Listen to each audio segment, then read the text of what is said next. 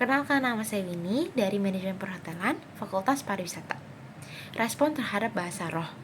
Konsep bahasa roh sendiri sebenarnya merujuk pada pengalaman yang dicatat oleh Alkitab dalam Kisah Para Rasul pasal yang kedua, yaitu ketika Roh Kudus turun kepada murid Yesus pada hari Pentakosta. Pasal ini menceritakan bahwa para murid berbicara dalam bahasa-bahasa yang tidak mereka ketahui sebelumnya, tapi anehnya dimengerti oleh orang-orang dari berbagai bangsa yang hadir di Yerusalem pada waktu itu.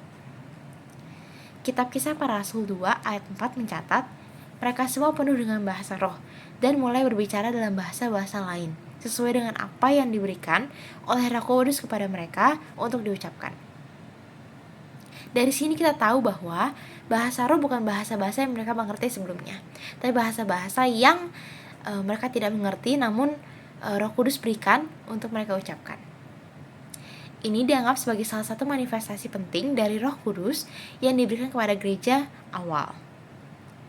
Konsep bahasa roh juga ditemukan dalam surat-surat Paulus, terutama surat Paulus kepada jemaat di Korintus, di mana ia membahas tentang karunia-karunia roh, termasuk berbicara dalam bahasa roh atau bahasa malaikat, yaitu dalam 1 Korintus pasal 12-14.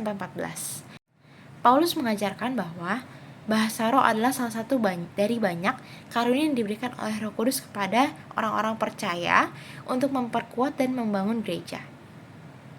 Beberapa orang mungkin melihatnya sebagai tanda atau manifestasi dari kehadiran Roh Kudus dalam hidup seseorang tersebut. Mereka percaya bahwa bahasa roh adalah salah satu cara di mana Roh Kudus bekerja dalam memperdalam hubungan spiritual dengan Allah, memungkinkan pengalaman doa dan penyembahan yang lebih intim. Namun sebagian jemaat lainnya menganggap bahwa bahasa roh mungkin dilihat dengan skeptis atau bahkan ditolak.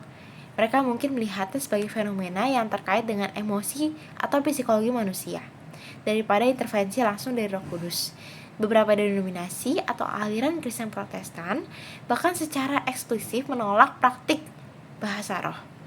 Karena itu, reaksi terhadap bahasa roh sangat dipengaruhi oleh keyakinan teologis individu, pengalaman pribadi, dan pengajaran dari gereja atau denominasi yang mereka ikuti. Dalam banyak kasus, hal ini merupakan topik diskusi dan bahkan jadi kontroversial antar gereja maupun antar individu.